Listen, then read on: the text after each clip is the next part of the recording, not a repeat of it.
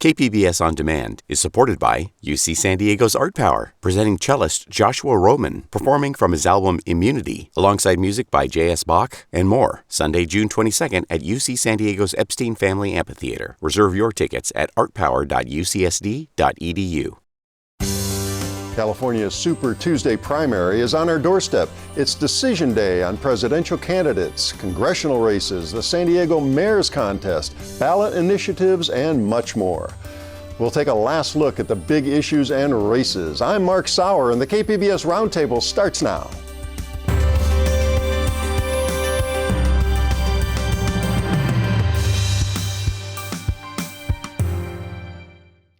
KPBS On Demand is supported by UC San Diego's Art Power, presenting cellist Joshua Roman, performing from his album Immunity, alongside music by J.S. Bach and more, Sunday, June 22nd at UC San Diego's Epstein Family Amphitheater. Reserve your tickets at artpower.ucsd.edu. Welcome to our discussion of the week's top stories. I'm Mark Sauer, and joining me at the KPBS Roundtable today, David Garrick, who covers City Hall for the San Diego Union-Tribune, KPBS investigative reporter Amitha Sharma, columnist Michael Smolens, also of the Union-Tribune, and freelance journalist Seth Coombs. Eureka! California is a political afterthought no longer. The nation's largest state will be among the earliest to vote in the presidential primary, joining 14 other states, one territory, and something called Democrats Abroad on Super Tuesday. More than a third of all delegates to the Democratic National Convention will be awarded in Tuesday's vote, with 30% of those coming from California alone. But it's going to take a while to learn the detailed results, even without an Iowa-style screw-up. And Michael, California's moved it up before. What happened then? Well, California was on Super Tuesday back, I believe, in 2004. John Kerry won the nomination, but it was different.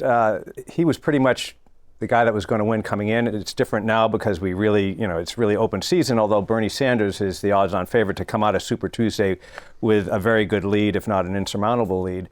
In 2000, California also moved it up to March, but again, Al Gore came in as the presumptive favorite by then and sort of cleaned up. So it didn't really work to have that kind of impact that they're looking for. California will definitely have an impact on this election. All right, and I'll throw it out to Seth, and Michael jump in, but it's complicated. I may need some help, yeah. It's complicated to say the least how these are awarded, and it's weighted by district, and there's at large, and there's congressional districts. Tell us about it. Yeah, I think the key thing to remember here is that people are, yes, they are casting their vote for a candidate, but what they're really casting their vote for is delegates, for their candidate to get delegates to the convention in hopes that they will be the eventual nominee at that convention. Now, California has, I believe, 490 plus delegates. Of that, 271 are apportioned to these, basically like these district elections. These like primaries within the state primary. Yeah, they're like elections within, it's like an election within election, and essentially what you're having is a 53 local district elections to choose delegates in order to get your nominee into the presidential race. And Michael, are we going to know everything on Tuesday night, or is the dust has to settle for a while? One other aspect of that is that there's a threshold that to get delegates, there's a statewide delegates, and then there's in the individual 53 congressional districts. You have to get 15% of the vote statewide at least, and 15% of the vote in each of those districts to get delegates. The most recent poll had Bernie Sanders statewide at 34%, I believe, and Elizabeth Warren at 17. Everybody else was below 15. So if those stats hold up, those would be the only two to get statewide delegates. And then the polls further showed down how it drilled down into the congressional districts. So it is complicated. It's made up to make campaigns really, spread their worth around. Right. And it's kind of interesting because Sanders has like 20 field offices in California. Nobody's got anywhere near that much. Daddy Warbucks, Mike Bloomberg, has 11, and of course he's been spending millions and millions of dollars on TV. It's not inconceivable because of that 15% rule that there could be some districts where they don't get that amount of votes, especially because the field is so much more crowded this year as the years past that you mentioned. So and I don't think a lot of voters know about this. And I think it's going to be a huge disappointment to them, especially people who support Buttigieg or Bloomberg. So I'm Biden or a Biden supporter. I get 14.5%, and my votes are just wiped out. I get no delegates, right? Well, you don't get initially any delegates. Basically, like you don't get it. You don't get the majority. You don't get the all of them. So I think the rule is that if you don't get 15%, it's then apportioned. It's like by percentage points, and you get a certain amount of delegates based on your percentage. Is that no? If you don't get 15%, they take your votes. But don't those delegates get reapportioned to the people who are lower in the? If in the 49th congressional district, if only Bernie Sanders gets above 15%, he gets the delegates. Right. That's all correct. the delegates in that. Yeah. Well, Amitha, I think you said it there. There's going to be a lot of people post-election who's going to wake up and realize a lot of these details. And if they realize it now, it may dissuade them from voting. Right. You know, I mean, if it you sounds are like a they don't, Buttigieg since reporter, we don't even get it. Yeah. I don't know. a little bit of it. I know. I've read 2 or 3 of these analyses 2 or 3 times, and it's tough to figure this out. It's not entirely new that I think Democrats certainly understand they're not winner-take-all states. The Republicans have more of a winner-take-all system, and not entirely, but so they understand that there's different thresholds. Do they get into the weeds on this? I think, frankly, Democrats are going to be very energized on Tuesday. I mean, they've got a hotly contested election in California for the first time in a long time. I would be surprised if turnout wasn't pretty good. No, and I get the feeling folks are excited that we're actually part of it at this point in time, because even though you pointed out in 2000 and 2004 it was sort of not that important, there's been a lot of years where I feel like Californians wish we were part of it at this point, instead of waiting till June when it's already going to be decided. 3 months, a big difference. 3 months is a big difference. What are we hearing about the turnout? Because it affects not, of course, just what we're talking about, the presidential nomination race on the Democratic side, but the mayor's race, the congressional turnouts, the ballot measures, which we'll get to a lot of that. Going to be a lot of turnout? I think there's some optimism about that, and it's great to point out the mayor's race, because I think it looks like Todd Gloria, based on polling, seems almost for sure to be among the top 2 that heads to November runoff, and Barbara Bree and Scott Sherman are fighting for the second spot. And Sherman is a Republican and Bree is a Democrat, so if there's huge turnout among Democrats who are excited about the primary, that seems like it would really help Bree and give her a better chance to make that top 2 slot. So wind up with 2 Democrats, and that's what that jungle primary we've talked about can do. And actually, some local Republican leaders were a little concerned about that. They're looking forward to November because, unlike 2018, which the turnout among Republicans was not very good, Trump may not be popular in California, but he's very popular among Republicans, and they expect Republicans to turn out much better in this November than they did in November 2018. Then Democratic turnout would be... Democratic turnout will be good, but my point, getting a long way to get there, is that on Tuesday there might not be as much for Republicans to get out, and because we have top 2 primaries, in certain races in heavily Democratic districts, they're concerned that a Republican might not get through to November. I think that they could turn out. I mean, as far as what data has shown us from the past, they being Republicans. Yeah, they being Republicans. What data has shown us in the past is that the older conservative voters do come out for the primaries, and they know who their presidential nominee is going to be. Obviously, but I think that they would be much more inclined to vote like somebody like Scott Sherman, who could squeak in. And especially if the voters in the 50th congressional district who may want to maintain that as a Republican seat, and the voters in the 49th congressional district who may want to flip that, they're going to be out there in droves if they're highly motivated. I agree with you, but I think nothing gets people excited more than a presidential primary. I mean, that's the big thing. And if Trump were facing opposition, or if the Republican ticket was not known, I think you would get higher turnout than you're going to get now, for sure. The question is, by what margin will the difference be? Well, and when they did change to the top 2 primary, there was a lot of talk about how that there could be a lot of cases where you'd have 2 candidates from one party advancing. That's still pretty rare. I mean, it happens, but not as often. It usually happens in a very Republican or very Democratic district, and there are lots of those. But even in those, you mentioned the 50th, which is a very Republican district. The one lone Democrat, Amar Kampa-Najjar, is almost certainly going to get through to November. Now, it's tough in a state as big as California, Texas. The Super Tuesday is just so many states to even campaign. They got bombarded in Iowa and New Hampshire and these smaller states, but you just can't cover it all if you're a candidate, no matter how much money you got. Well, and we will see what happens on Tuesday. In some cases, candidates that sort of come out of nowhere, like Mayor Pete Buttigieg, can kind of build. But with the big states like California coming so soon, it's hard to ramp up to that. Iowa and New Hampshire are just an entirely different world. You look at Bernie Sanders, who's working off his 2016 race. he's had infrastructure there and been building for 4 years. The other sort of extreme end of that spectrum of being ramped up is Mike Bloomberg, who basically has a several $100 million pop-up campaign that I mean, every time you watch something on YouTube, you are just inundated with Bloomberg. It's like blanket, He's everywhere, yeah. KPBS On Demand is supported by UC San Diego's Art Power, presenting cellist Joshua Roman, performing from his album Immunity, alongside music by J.S. Bach and more, Sunday, June 22nd at UC San Diego's Epstein Family Amphitheater. Reserve your tickets at artpower.ucsd.edu. All right, let's move on. We touched on the mayor's race after years of Republicans in the San Diego mayor's office, despite a brief interruption. A Democrat figures to take over in 2020.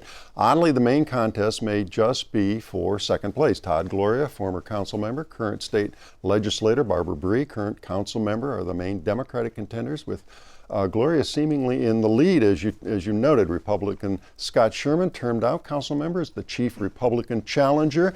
Top two vote getters move on to November. So you touched on this. The jungle primary could end up with two Democrats. Huh? It could. I mean, especially, like I said, there's a strong turnout among Democratic voters. Most polling I've seen, Sherman is slightly ahead of Bree, but they're within the margin of error. So I think it's really going to be touch and go which one of them comes out. One thing I'd point out is a lot of those polls are before Bree started kind of an advertising blitz, or maybe that's overstating it, but more TV advertising. So that may have helped her, especially when it was a small margin. But we're going to see. That'll be one of the interesting things to watch on Tuesday night, is which of those two, Bree or Sherman, makes the runoff with Gloria. And Michael, how nuanced does this all get? I mean, you've done some columns on this race, and other races we'll talk about have gotten testy. Labor is for, labor is against certain candidates. True. Well, I fall into this, all the time, but I think we make too much out of the partisan aspect of municipal races. I mean, it's a heavily Democratic city. We have a Republican mayor, so obviously he attracted some Democrats or Democratic-leaning independents. Where do they go now? Well, I mean, where do they go? They've got plenty of choices. They've got, Barbara Bree, a business-oriented candidate who's kind of wants restrictions on development. Todd Gloria, who really has an amazing coalition when you think about it. I mean, he's got labor, he's got the Chamber of Commerce, the Democratic Party. As David said, he's sort of in the catbird seat on this. But Scott Sherman's going to attract some conservatives because he's kind of the Republican aspect. But I just think in a lot of cases, municipal issues, I'm not saying partisanship doesn't matter, but I don't think it's as strong of a driver as in the congressional races, because literally people don't have the DNRs after their name. But I think one thing I would say, a counter argument to that, is the last time that it was in November, Filner did win, right? And then Faulkner won in a special election in February. Filner, the Democrat, we should right? know. And so I'm saying Faulkner, the Republican, won it. Right. So I'm not disputing that, but I'm saying the last time we did have one that went to November, the Democrat did win. Right. So And I do wonder how strong of a sense there is among voters about wanting that contrast at the municipal level of a Republican versus a Democrat. I don't know if that's a real thing, but it doesn't seem like there is a ton to differentiate Barbara Bree from Todd Gloria, but maybe there is. I slightly disagree. I think that, and I think Michael will agree with me, that Bree has sort of pivoted to a more sort of centrist candidate, as a whereas. Well, that's exactly what happened, because I used to cover it, and 2 years ago they were the same on every issue. Right. And I think only after they became mayoral candidates did she Right, so feel then the it- need so then it comes to separate across as- herself, because she But can't stand the same as him. Gimmicky. And It I comes thi- across as gimmicky when Yeah. you're doing that. So for voters who are paying attention, maybe they're not buying that differentiation. I do think. Yeah. Oh, sorry. Go ahead. Well, yeah, but I think maybe she was forced to do that, but I also think that there are some real issues, and I think one of the things that she's focused on, and Sherman maybe as well, is that while Michael pointed out that Todd has a remarkable coalition, and Todd says that proves that everyone supports him, I think there are folks who are suspicious of how can everyone support this guy. And Barbara has made the case that maybe people just like business as usual. Maybe the labor unions and business interests want a certain setup at City Hall that they know how to work, they know how to maneuver, and that Barbara maybe would bring real change. And when you look at the Ash Street controversy, when you look at the hepatitis crisis, maybe a shakeup is what's needed. And I think that's what Barbara's trying to sell, is that she would be more likely to shake things up than Todd. And I do think there's something to be said for the fact that Scott Sherman has just sort of laid back in the cut and just let these two Democrats tear each other apart. And he's a relatively soft soft-spoken guy as is. Yeah, well, laid back. He didn't even enter till Thanksgiving. So, they gave them a long time to attack each other, and now he's sort of jumped in, and he's fresh, and no one's really attacking him, I don't think, because he doesn't seem to be a favorite. No, and that could be to his benefit. Let's talk a little bit about, and we'll do this more as the year goes on, well after this primary, but Mayor Kevin Faulconer, as we know, moderate Republican here, his legacy, it's a legacy issue, Michael, on the ballot this time with this convention center, and this is kind of the last go-round, is it not? Well, certainly one of them. He's been pushing a convention center expansion even since before he was mayor, when he was on the city council. It's been gone in fits and starts, so finally, at least, they're getting it on the ballot, and we'll see what happens. We've mentioned all the time it's a 2/3 vote, and that's a very difficult achievement. As I've also, mentioned there's been opposition, which was maybe unexpected, but there's been more opposition, I think, than they thought they would have. Interestingly, because what seems to be the most controversial, the convention center expansion, but it's a prominent homeless advocate, because as we know, the Prop C would raise hotel taxes for the expansion of the convention center, homeless programs, and road repairs. Michael McConnell, the homeless advocate, just thinks that there's a lot of loopholes and so forth. So it doesn't take much to knock things down. But getting back to your original question, it would be a big hit on Faulconer not to win this one. There's other things. How does he do on housing and homelessness? Those are the things he's really focusing on. They've made a lot of statements and a lot of policies. It's still unclear how much progress they've made. The building permits haven't been to the degree that they say they need. We'll see what the next homeless count is. San Diego's he's gotten a lot of attention for progress here when it's skyrocketed elsewhere, but other people are sort of suspicious as to how real that is. Right. I think when you look at it long term, though, I just have to say, covering City Hall, maybe success is the only barometer you should use, but the amount of effort they've made on housing has been truly comprehensive and remarkable from my perspective. They've addressed granny flats, live workspaces, middle income density bonuses, low income density bonuses. I mean, they've really run the gamut. I don't think anyone really could have tried any harder, but they're not succeeding, so I guess that's what ends up being, the barometer. Well, and it takes a while, let's face that, but despite all that, is it putting up enough units to change the market and make housing more affordable? And the same that's conversation the is happening statewide. Governor Gavin Newsom. Yeah, and to your point, I've never seen a local measure be, attacked from sort of both sides, seemingly both sides, whereas you have these anti-tax conservative and it's taxes folks, on tourists. We got right, it's but it's no taxes, no taxes. So it's right. always, for them that's always their position, and then for again somebody like homeless advocates like Michael McConnell, they're saying no, this isn't what is needed, and you're basically just doing this to get this convention center that you've always wanted. Well, I think everyone agrees that we should raise the hotel tax. Of the tourist-friendly cities in the country, we have among the lowest. The question is, what should we do with that money, and is this the right thing to do with that money? Right, you got the one shot to do that, right. And you got the one pool of money to take in on it. Other measures here besides the convention center expansion? We've got B, that's another one. Well, that's the Newland Sierra project, about 2,000 homes, give or take, just north of Escondido, right off I-15. Kind of symbolic in its own sense. It is. It became controversial because, according to the county general plan, that kind of development wasn't supposed to be there, but the county supervisors approved a general plan amendment that riled people up there, and they got the signatures for a referendum. So it's a bit of a watershed aspect to it, but it gets confusing because there's another even broader development initiative, Measure A, as we've talked about before, that would require any kind of general plan amendment like that to go to a county-wide vote, which is a big deal. So really, it's a big deal because it would slow down development and it would scare developers off because of the hassle of having to go to the voters. Right. Or as the advocates would say, no, it would focus development where it should be along the transit corridors, and you could build density, which brings lower income housing. Anyway, those are the sort of the basic arguments, but I think the bottom line is that those two initiatives combined could really shape the future of how San Diego is going to grow for decades to come. I'm super curious, without the opposition from the Golden Door Spa, how strong would the opposition be against Measure B? It would be very strong and vocal, but it wouldn't have the financing. I mean, very simply put, they're really the key, opponents to that, and they may push it over the edge. But having said that, I think that you can't underestimate the anti-development gene in San Diego's DNA. I'm sure that's a hackneyed way of putting it. throughout its history, there's always been that push-pull, and anti-development sentiment is always pretty strong. There are various environmental groups who are pretty, have been pretty outspoken against it as well. All right, we're going to continue our freewheeling and move on to the Congress races. Even more to talk about. We've talked a lot about the very red 50th congressional district and the contest between Republicans Darrell Issa, Carl DeMaio, as well as Democrat Amar Kampa-Najjar, who's on his second go-round. But the safe Democratic 53rd being vacated by the retirement of Susan Davis after 20 years has really heated up. And Seth, a fairly large number of candidates, but we're going to go to the three Democrats here, given our limited time today. Thumbnails: Sarah Jacobs, Georgette Gomez, Janessa Goldbeck.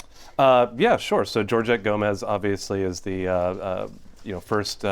She's a community organizer. She was the first LGBTQ Latina woman to be elected to the city council. Became council president. Janessa Goldbeck is a former Marine victims' rights advocate, and Sarah Jacobs is a anti-poverty nonprofit, and also worked in the Obama administration, correct? Well, she was a contractor. There's a lot Yeah. There was, I don't want to say that. Everybody wants to say they work in the Obama administration. Right. I spent a bunch of time. I was in D.C. once. But anyway. This winter, trying to figure out who really worked for the Obama administration or who answered mail for Obama in the basement. Which maybe counts, but not I think traditionally. The big thing about Sarah Jacobs is her grandfather is Irwin Jacobs, and a big supporter of KPBS. We should co-founder of Qualcomm, and she's very wealthy, and that shows in her campaign. Although she's done a heck of a job fundraising, it's not just like she's self-funding, but that I think is related to the fact that her grandfather has been a huge Democratic donor over the decades. It's interesting. Can we ever mention Sarah Jacobs without including the fact that she's the granddaughter? That's why I didn't mention it. But she knows that when she gets there. I mean, I'm not knocking you for bringing it up. But the three women candidates who it looks like is going to come down to. Right. Will be two. Go ahead. I'll dissent on that. The one Republican who's not campaigning, Chris Stoddard, who's a reservist, and he ended up a distant second in the poll we did. Now, that was before a lot of what Georgette Gomez was doing and Janessa Goldbeck, but a distant second behind Sarah Jacobs. And some weird stuff is going on. Sarah Jacobs ran an ad that just sort of portrays him as the lone opponent, as the Trump Republican. And in a way, in a backhanded way, that's an effort to boost his candidacy. I mean, what she wants to do is squeeze out the Democrats. Yeah, have him to guarantee yourself a win in November. And there's also been an independent mailer that is just like a positive mailer to this guy about this guy. Right. But he has an R next to his name, so he's going to get a chunk, and it's just a primary. But it certainly helps to have some money that he doesn't know who's doing the independent campaign. Right. Yeah, to Michael's point, let's be clear. This seat in November is not flipping red or anything like that. The idea is that you want to get a Republican on the ticket. You win the primary as a Democrat. If you're Sarah Jacobs, you want to run against a Republican. And the idea is that if you sort of grease the wheels a bit on this Chris Stoddard's campaign, then he might end up on the ballot with you, in which case it's easy sailing from then on. And do we have any ethical problems with her doing that? I mean, is it all fair and love and war in elections, or is that really? Georgette Gomez, she filed an FEC complaint. Well, actually, she mentions Jacobs, but it's more the independent committee. There wasn't any. You don't know who it is. There's no disclaimer or identification as required. Is that because Citizens United, they don't have to reveal it, or what? No, it's required by the FEC. So they just haven't done it, and they didn't do it. Yeah, it's like at this point the damage is done. But this is a tried and true tactic. I mean, Newsom did it when he was running against Villaraigosa, and Ray Davis did it. Right. Yeah. Well, let's talk about a little bit, when our time's limited, on Janessa Goldbeck, who's kind of come out of nowhere. We talked about Jacobs and the funding there, Gomez with the name recognition and with the council and all. But Goldbeck's really just come up with a grassroots campaign. Well, that, and I think the more people listen to her and pay attention to her and look at her background, the more impressed they are with her. The UT endorsed her. Tell me about that. You could have knocked me over with a feather when I saw that. Just for the record, I'm a columnist and I'm not part of the editorial board. I'm also not. That was firewall. But that was a surprise, I think, just for the basic reasons I'm saying, that they interviewed the top candidates and had a lot of nice things to say about them, but just thought she rose above, I think, primarily, certainly her service as a captain in the Marines, but also she was a humanitarian activist. She worked to help avoid atrocities in Darfur. She was doing a lot of lobbying on those issues in Washington, so I think that the editorial board thought that she had a good deal of Washington experience that the others didn't, and I mean, Georgette Gomez has certain, skill sets and experiences, but she hasn't done that in Washington. And looking behind the curtain, like the UT editorial board has been sort of endorsing a lot more centrist candidates, and I think Janessa is more of That could be part of it. David? I also feel like I think in some cities the newspaper tries to endorse someone who they think is a good candidate and who they think could win. Yeah. And I think our editorial board, at least in recent years, has been more willing to endorse candidates. Maybe it's the best candidate, and we're not really care if they have a chance to win. Sure. Use the city council in District 9. They endorsed a candidate who most people feel has almost no chance to win, but they were impressed by him in the interviews and decided to And they I think talk that's to 'em all in the exactly what interviews. happened Yeah. here with Goldbeck. She could articulate her positions on big issues like healthcare, whereas perhaps the others weren't as eloquent as she was. And Janessa Goldbeck, I mean, she's been out to all these forums, all the candidates have, but you got to make your impressions with the groups in coffees and living rooms and at This is my debates and this forums. is my district. Janessa Goldbeck is a very appealing candidate. And you're not alone. Mia Farrow endorsed her. Yeah. Yeah. All right, Well, I don't know how much that's worth, but Nothing. Create a little buzz. we got about a minute left. Let's go to the 50th out there. The race to replace Duncan Hunter. You got two Republicans butting heads. Campa-Najjar, the Democrats, seems to have a shoe into November. Would you think, Michael?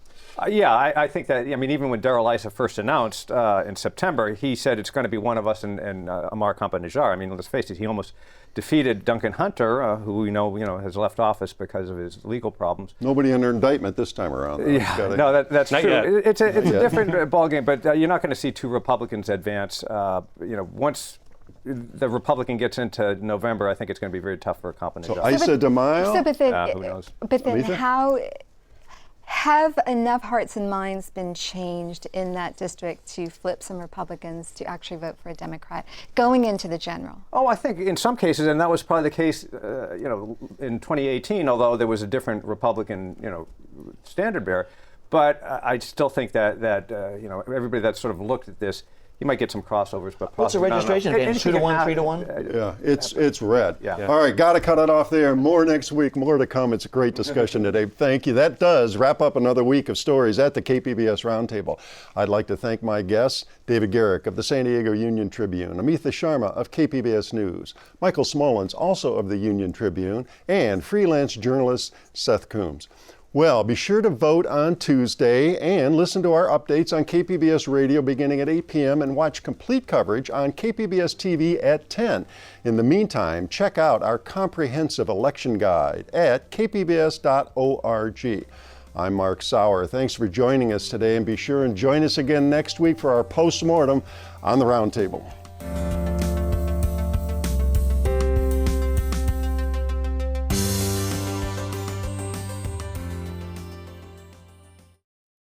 KPBS On Demand is supported by UC San Diego's Art Power, presenting cellist Joshua Roman, performing from his album Immunity, alongside music by J.S. Bach and more, Sunday, June 22nd at UC San Diego's Epstein Family Amphitheater. Reserve your tickets at artpower.ucsd.edu.